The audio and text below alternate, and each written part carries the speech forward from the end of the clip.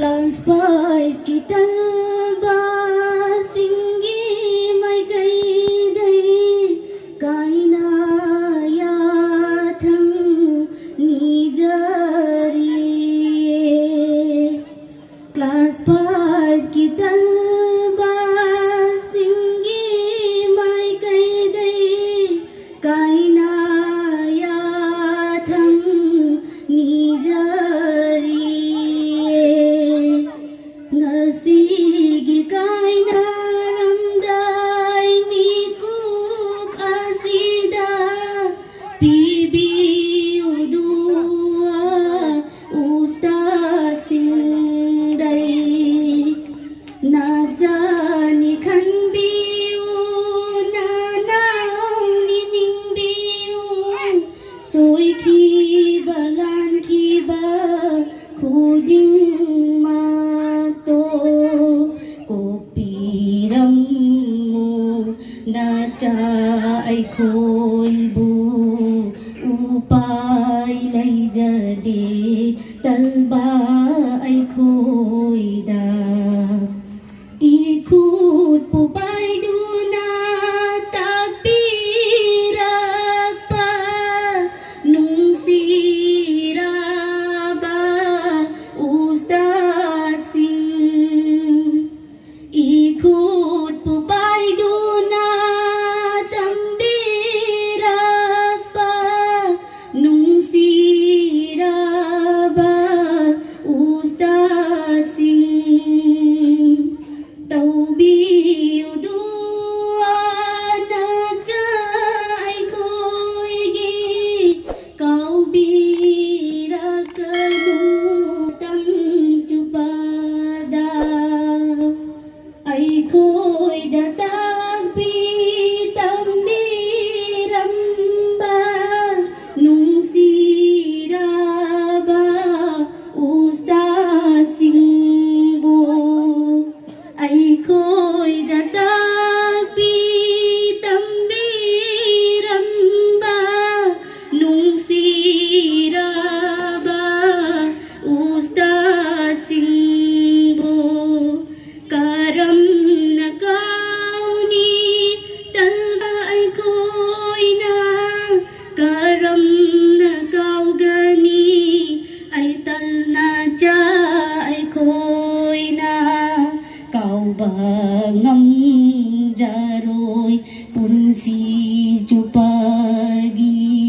thawai gahak jangga khaina drifa aroi bagigi aroi bogni jadlam daigi mikup asida aroi bachahigi aroi bamikup ni jadlam daigi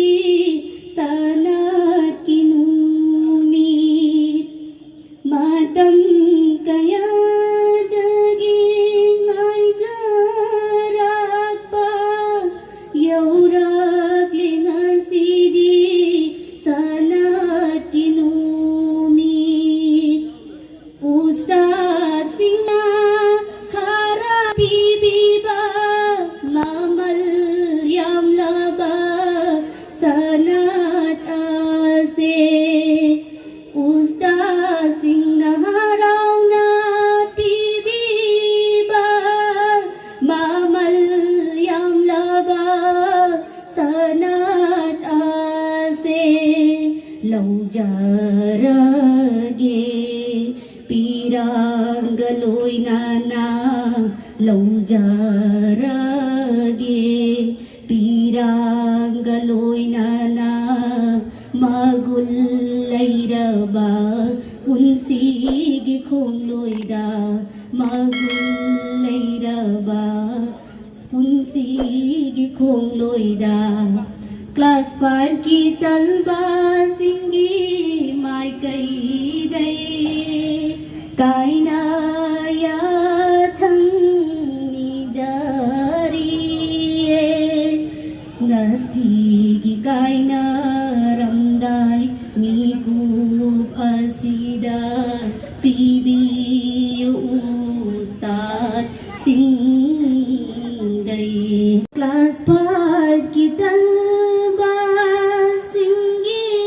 mai kai dai kaina ya thang nijari ngasigi kaina ramdai mikub asida pibi udua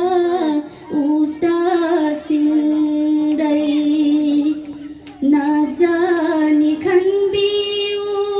na nauni ning biu soi khi